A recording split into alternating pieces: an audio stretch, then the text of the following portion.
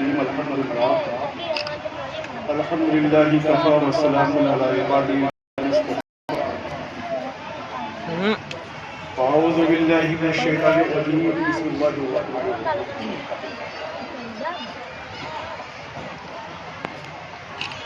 ومن الله يجعل له مخرجا ويرزقه من حيث لا يحتسب صدق الله العظيم. آئیے اور آپ پوچھا تو معلوم سے اپنے آقا و مولا حضرت محمد رسول اللہ صلی اللہ علیہ وسلم کی بارگاہ کے پناہ میں حدیث پیش کریں اور اللهم صل على سيدنا مولانا محمد وعلى ال سيدنا مولانا محمد وبارك وسلم صلاة وسلام عليك يا رسول الله صلی اللہ علیہ وسلم. دیکھیے آج کافی ہو گئی ہے مشورہ تو شروعات نہیں کرتا میں معذرت کے ساتھ وقت پر اگر آپ ہمارے وقت کے حساب سے آنے کا تو مشورہ کبھی کبھی ہو گیا پیشاب بار بار لگتی ہے اس لیے جو ہے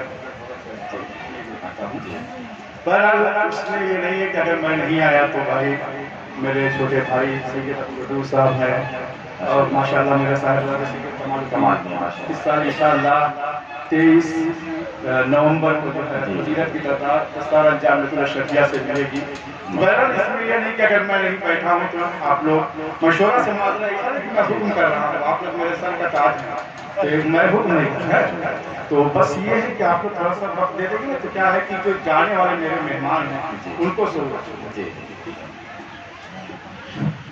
میں تقریب تو نہیں کرنا ہے بس کچھ باتیں چونکہ میں رات جو ہے 24 گھنٹے میں سے میں دیکھتا ہوں کہ میں اندر سے پکتا رہتا ہوں کہ میں یہ کہہ لیجیے یا تو میں نے جو اپنے والد بزرگوار سے سنا اور جو ایک زمانے سے میرے دادا کرتے ہوئے چلے آ رہے ہیں اور آج قریب تقریباً 2002 میں میرے والد کا وصال ہوا جو قریب 23 سال مجھ کو کرتے ہوئے ہو گیا مگر میں جس چیز کو میں چاہتا ہوں وہ چیز پیدا نہیں کرتا. دیکھیے میں بولتا ہوں ایسا نہیں کہ عرس میں آ جانا کمال ہے. ہم سوچتے ہیں کہ ہم عرس میں آ گئے بہت بڑا کمال کر لیے. یہ نہیں ہے. عرس کے جو پیغامات ہیں اس کو لے کر کے جائیں گے اور تب اس کے بعد صاحب مزار کی بھی روح خوش ہوگی اور ان کا خلوص و برکات. کیا بات ہے کیا بات ہے ماشاءاللہ سبحان اللہ. غلط بات تو بتا دیجیے کیونکہ آپ لوگ ہم سے زیادہ عمر دراز تھے تجربے کار بھی اور میں شکر گزار ہوں حضرت علامہ فیض الہدیٰ صاحب قبلہ کیونکہ میرے استاد بھی تشریف لائے اور حضرت حافظ شفیع صاحب قبلہ بیمار بھی بامبے سے کل تشریف لائے ہیں لوگ. میں یہاں پہ جتنے علماء ہیں اور احسان العلوم کے کچھ لوگ آئے تھے جامعۃ الاشرفیہ میں سب کا شکر گزار ہوں کیونکہ وہ لوگ میرے یہاں تشریف لائے ان کی ذرا نوازی ہے کرم ہے مطلب کہ جو ہے وہ لوگ تشریف لائے ہیں. میں ان لوگوں کا شکر گزار ہوں اور اگر میرے یہاں کچھ آپ لوگوں کی خاطر میں کمی رہ گئی ہے تو میں اس کے لیے بہرحال میں نے آیت مقدسہ کی تلاوت کی وَمَن يَتَّقِ اللَّهَ يَجْعَل لَّهُ مَخْرَجًا وَيَرْزُقْهُ مِنْ حَيْثُ لَا يَحْتَسِبُ. کہ جو تقویٰ اور پرہیزگاری اختیار کرے گا اللہ تبارک و تعالیٰ اس کے نکلنے کی کوئی نہ کوئی راہ ضرور کرے گا اور رزق کا ایسے جگہ سے انتظام فرماتا ہے جہاں اس نے کبھی گمان نہیں. بہرحال میں نے آیت مقدسہ کی تلاوت کی ہے اور مگر میرا کہنے کا مقصد یہ ہے کہ میں ہم لوگ اس سوچ میں نے اپنے دادا کو دیکھا مگر میں نے اپنے والد بزرگوار کے آخری ایگزام کو دیکھا.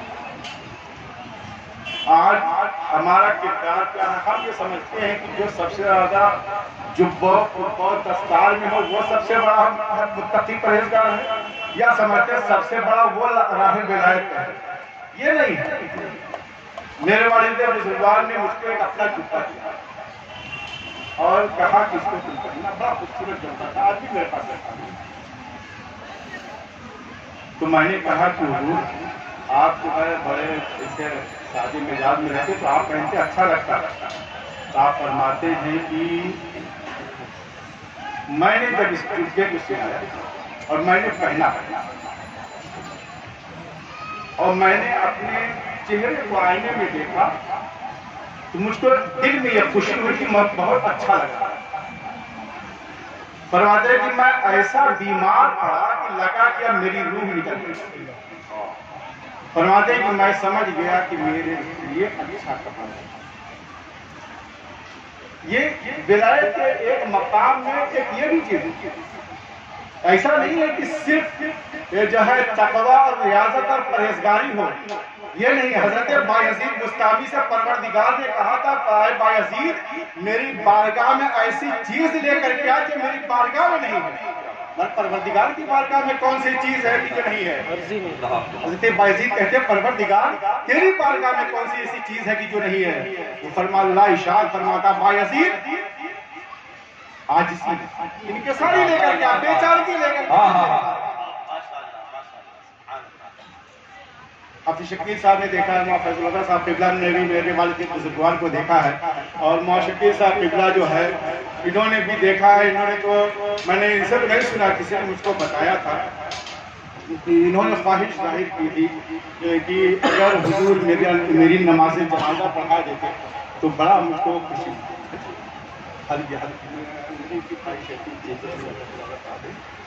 انہوں نے یہ خیال کیا.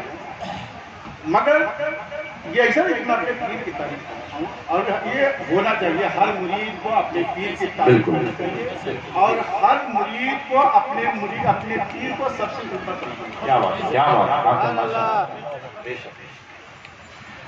اور مگر وہ جو ہے صاحب کشف و کرامت دیکھنے میں تو لوگ آتے تھے تو دیکھتے تھے کہ ایک معمولی کرتا پہنے ہوئے ہے اور ایک معمولی سی ٹوپی اور صدری اور لنگی, اس کے علاوہ نہیں پہنتے, بس اتنے ہی پہ آپ رہتا ہے. کبھی وقت پڑتا تو آپ پہن لیتے, ورنہ حضرت بایزید نے فرمایا کہ یہاں پر جبہ و دستار کی حاجت نہیں ہے, ہمارے یہاں تو ایک توجہ سے ایک نسبت.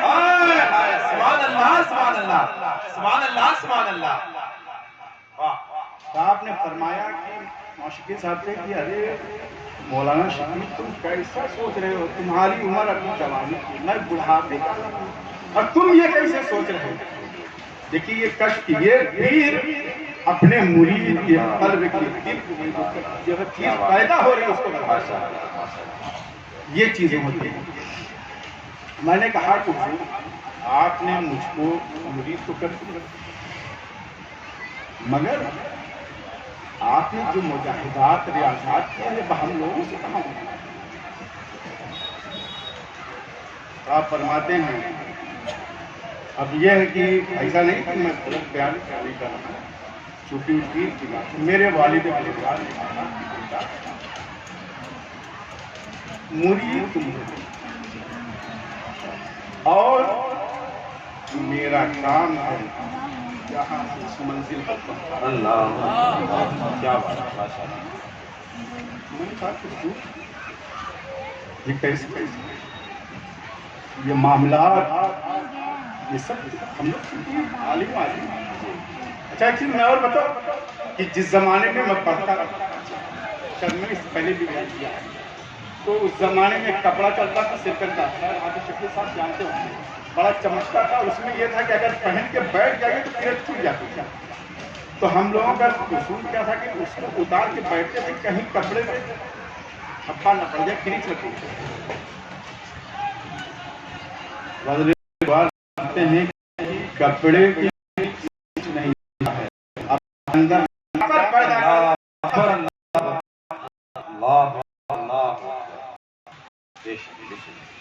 میں نے دیکھا نہیں, مگر میرے والد بزرگوار کہتے ہیں کہ میں نے اپنے پیر و مرشد اپنے والد سے کہا کہ حضور یہ کام مجھ سے نہیں ہو سکتا, میں اس کام کو کیسے کروں گا.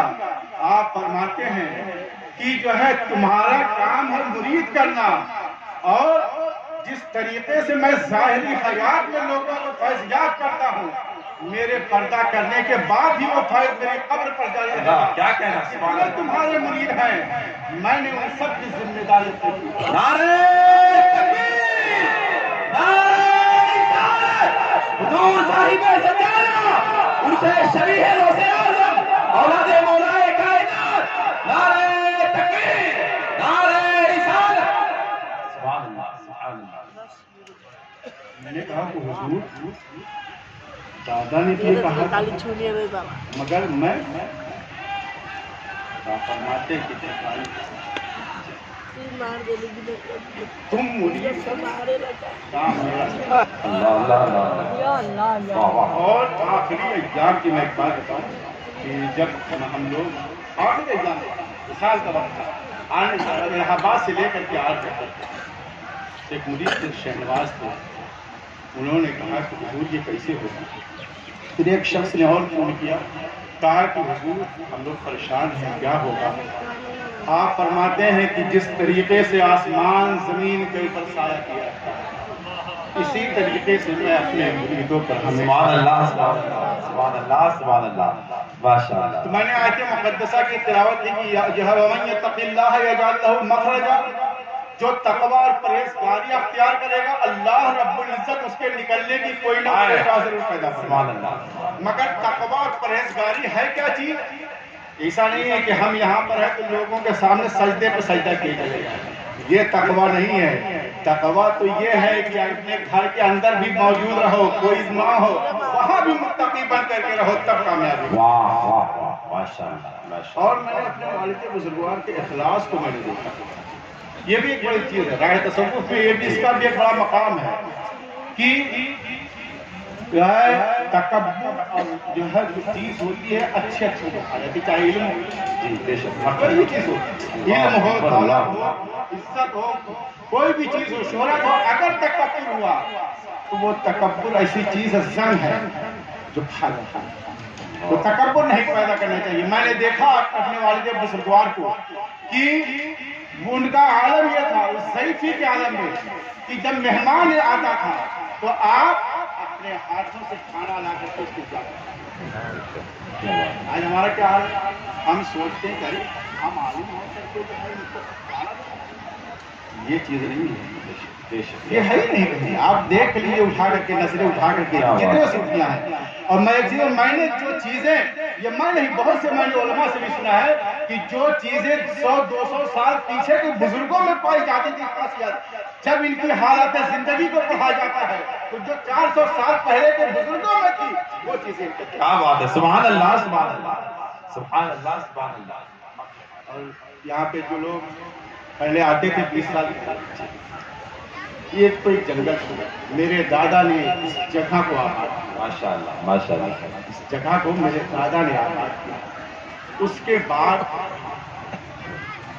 جب والد بزرگوار نے اس کو سیکھا تو یہ ایک ہرا بھرا باغ تھا. آپ پہلے آپ مغرب کے بعد آئیے ابھی شکیل صاحب آپ مغرب کے بعد آئیے تو لگتا تھا کہ یہاں دھوپ وغیرہ ہے کہ اکیلے کیسے رہیں گے. مگر آج کنڈیشن یہ ہے وصال کے بعد سے آپ کسی وقت بھی آئیے لگتا ہے کہ 10-20 لوگ یہاں رہتے ہی. کیا بات ہے. سبحان اللہ سبحان اللہ سبحان اللہ. والد بزرگوار نے مجھ کو پہلی مرتبہ جب مریض کیا تو 10 اسباب مجھ کو سنیے گا ایسا نہیں اپنی تعریف کی یہ میرے مرشد کا. کیا بات ہے کیا بات ہے. سبحان اللہ. یہ میرا نہیں تھا یہ ان کا بے شک. ورنہ جس وقت میرے والد بزرگوار کا وصال ہوا میرے پاس کچھ نہیں صرف جس روم میں میں بیٹھتا ہوں 10x10 کا ایک روم صرف.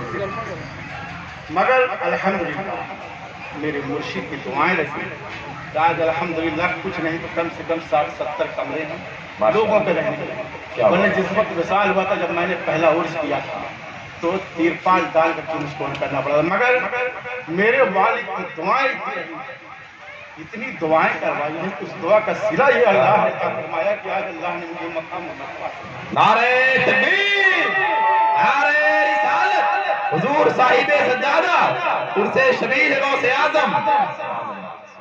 ہم یہ سوچتے ہیں کہ میں نے یہ میرا کمال نہیں ہے. حضرت اللہ کو جب اپنے دین کا کام لینا ہوتا ہے تو حضرت موسیٰ کو فرعون کی گود میں پرورش کروا دیتا ہے. اللہ کیا بات ہے. ہم یہ سوچتے ہیں کہ ہم دین کا کام کر رہے ہیں تو ہمارے سے یہ سو رہا ہے.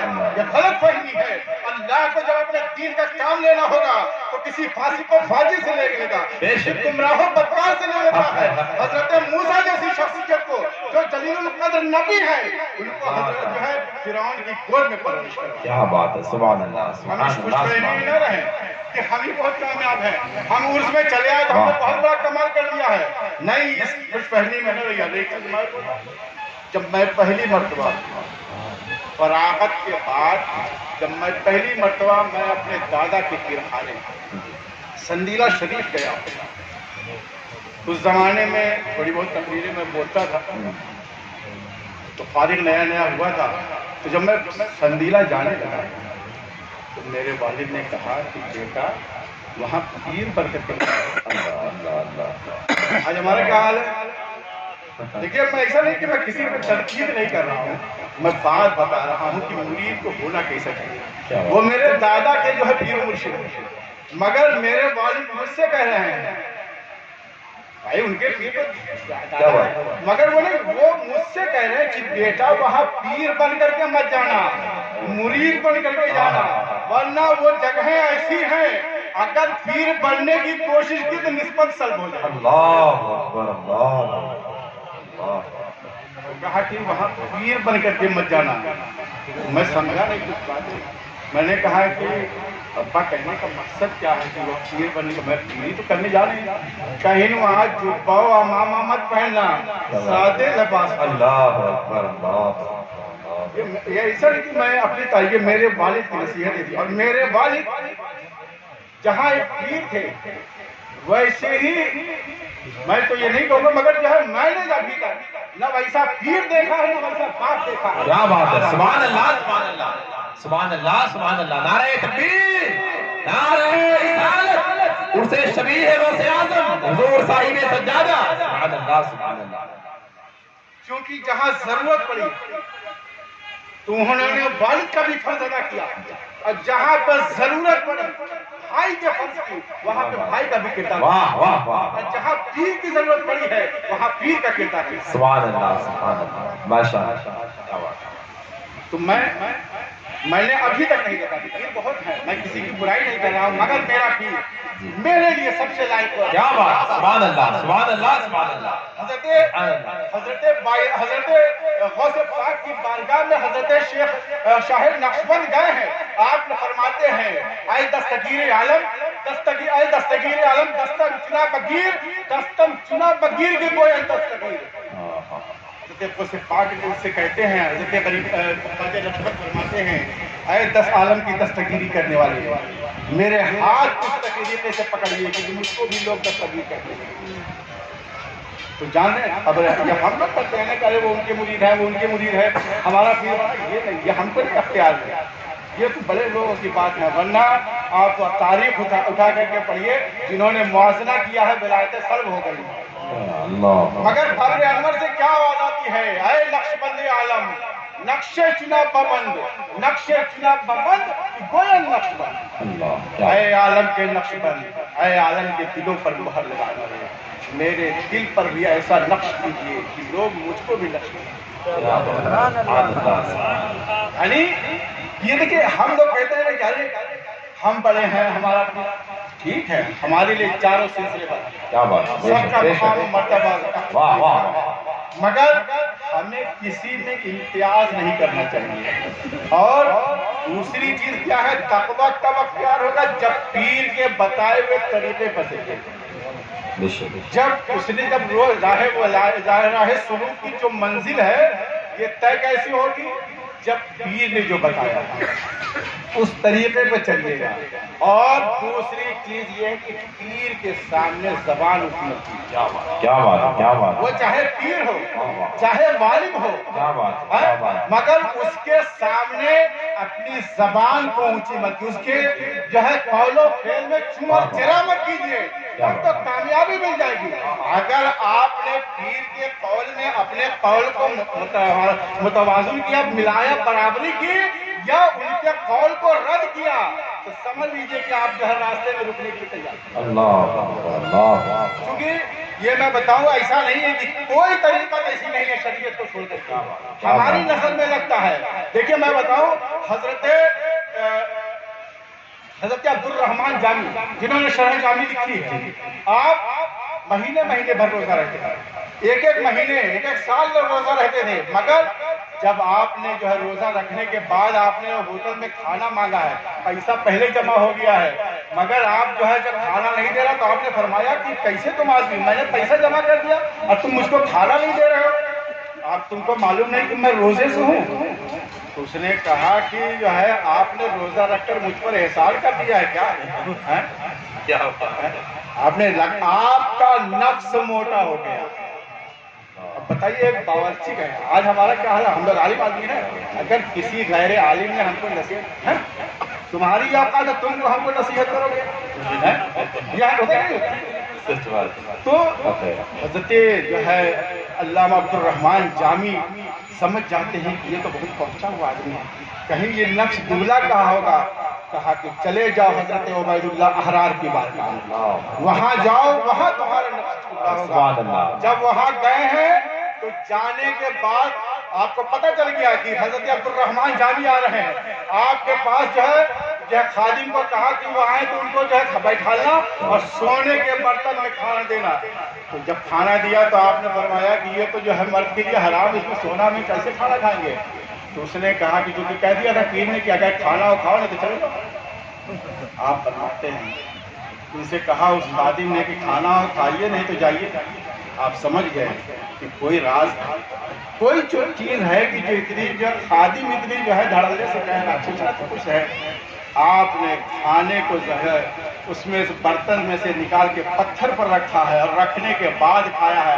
آپ فرماتے ہیں کہ جب میں نے پہلا لقمہ ڈالا ہے میرے قلب جو ہے انوار سے منور ہو جاتا ہے اور میں نے عرش اعظم سے لے کر تخت الثری تک میں نعرہ تکبیر، نعرہ رسالت، عرس شبیہ غوث اعظم حضور صاحب سجادہ، نعرہ تکبیر، نعرہ رسالت۔